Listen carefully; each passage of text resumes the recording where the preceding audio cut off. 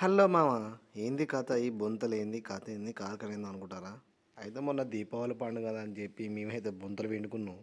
ఈ బొంతలు వండుకొని ఏం చేసిండంటే మా సిపాయి గోడల మీద వేసిండు. ప్రహరీ గోడ మీద వేసిన తర్వాత అదేం చేసింది గడుపుకు కొట్టుకుపోయి కింద వేరేటోళ్ళ బిల్డింగ్ మీద పడ్డది. ఆ బిల్డింగ్ మీద పడితే తీయడానికి తంటాలు చూడు పాపం మా తమ్ముడు చూడు. అది అగత్తలేదు ఇది అగత్తలేదు సజ్జ మీద స్టక్ అయిపోయింది. మాకేమో కట్టు అంతలేదు. ఆ కట్టెకి ఇంకో పైపు కట్టి పాపం తమ్ముడు కుస్తీ పడుతుంది దాంతో. ఈ అక్క ఈ కష్టం పగవం కూడా రావద్దు రా బాబు అనుకున్నాం. ఇక అటు చేసి ఇటు చేసి ఏమైంది కథ అని చెప్పి అంటే ఎంత తీసినా వస్తలేదు. ఆగ వస్తలేదు ఇక వస్తలేదు.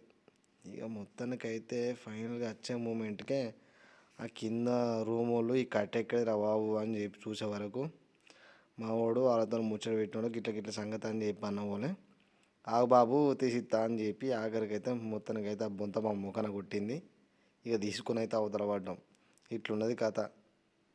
ఓటి పోతే ఒకటి అయింది. కానీ కొద్ది కథ కదా పాపం తమ్ముడు తిప్పలు.